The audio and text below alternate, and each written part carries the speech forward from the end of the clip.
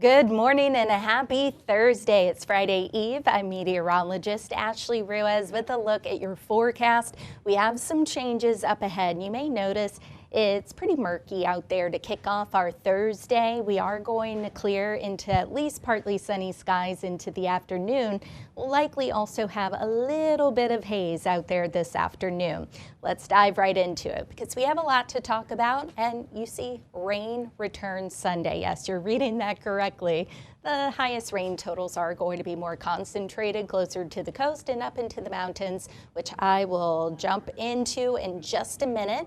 But let's talk about that fog because we are seeing a good bit of it this morning, seeing some improvements. This is a look from Everett this morning, and conditions will continue to improve over the next couple of hours to about lunchtime. We'll see all of those low clouds start to lift, scatter out, mix out. Maybe the coast gets trapped under some clouds and some fog for a better chunk of the day.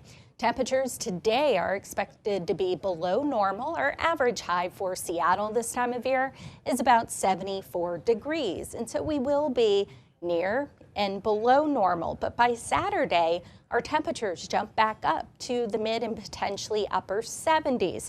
We have some small, weak high pressure that's building, and that will help clear us out, dry us out. And then by Sunday, we're going to have a system move in. It's going to stall offshore for a couple of days, but by Sunday it's going to move in, bringing us the chance for some showers and potentially some steady rain at times before it tapers off into our Monday.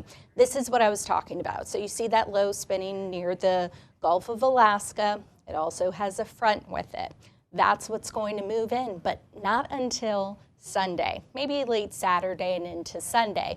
There's that high I was telling you about. That's going to help start to make things a little more settled, helping us warm up right back into the mid and upper 70s, closer to normal on Saturday. So if you have any plans this weekend, Saturday will be the better day of the two. We still have that upper low still spinning over the interior northwest, but most of the moisture is now east of our area. But we're still seeing enough moisture at the surface to have those clouds, those onshore winds. But the rain chance, the storm chances are going to be mainly east of the Cascades, along maybe the eastern slopes of the Cascades today. So no longer for the Puget Sound region. Let's go to Squim and the Olympic Peninsula, and you see still locked under clouds. It looks like we lost signal there for a second, but either way, a beautiful start there. And let's go up to Paradise, Mount Rainier National Park. You can kind of see that smoke haze still, and then even closer to the surface. Granted, this is a couple of thousand feet up, but still improvements from the last couple of days. Today, low clouds to start. Well, those will mix out, but we could have some hazy skies, more so aloft, but still expecting overall some good air quality, which I'll show you in a minute. High temperatures around the area, near 70 in Everett, closer to the coast, lower 60s, and then upper 60s to mid 70s, depending on how quickly these clouds begin to clear out.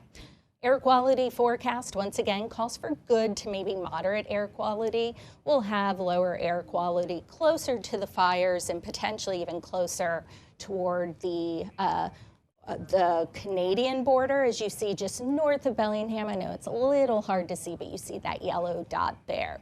Overnight temperatures dipping down into the 50s, so kind of a cool and murky morning, but still relatively mild for this time of year, at least for Seattle. Our normal low this time of year is about 55, waking up to some clouds, some fog in the morning once again, and those could be slow to clear into our Friday as well.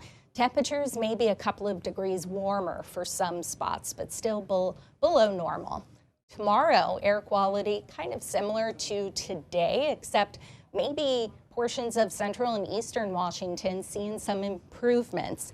Let's talk about the smoke near the surface. We had some start to mix down to the surface once again yesterday, but still didn't see any major drops in air quality.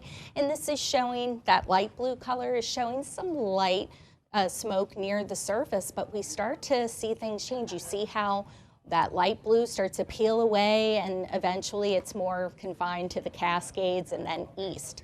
Let's talk about the wildfire smoke aloft. So I was mentioning that smoke haze aloft up in the sky, and you see the warmer colors, the reds. That's indicating maybe some thicker wildfire smoke up in the sky, giving way to some hazy conditions, but still expecting that to gradually clear as well. It's slow to clear, but eventually it will happen, especially with that rain coming in.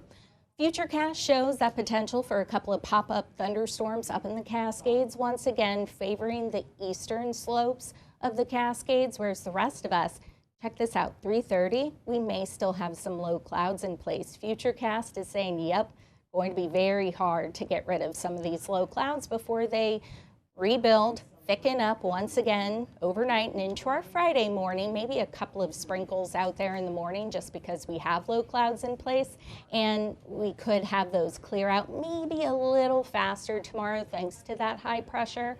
So that's why temperatures could be a little warmer for some spots. Then we get into Saturday, maybe some clouds to start, followed by partly sunny skies, and then clouds will thicken out ahead of the system that moves in on Sunday. Here's a look at the weekend forecast around the region. You see Saturday looks to be the better day of the two when we talk about rain and cloud cover. And then the coast going to be locked under clouds for a good chunk of the weekend with some rain moving in Sunday morning. Up in the mountains, Saturday's going to be nice. Just keep in mind wildfire smoke. Always check the air quality forecast and conditions before heading out. And then Sunday, that's when light rain returns to the forecast as well as some cooler temperatures. Let's look at Saturday and into the weekend. This is the European model, so we don't have the high resolution modeling coming in just yet, but that will come in tomorrow showing us Sunday. So until then, we'll have to use a lower resolution model, but it still paints the picture quite well, I would say. So Saturday night, we'll start to see more clouds, maybe some showers pushing in along the coast. You see the Olympic Peninsula, the Strait up to Vancouver Island. Sunday morning approaching Puget Sound by maybe mid to late morning, give or take a couple of hours. Again, we'll be able to fine tune that forecast as we get a little closer.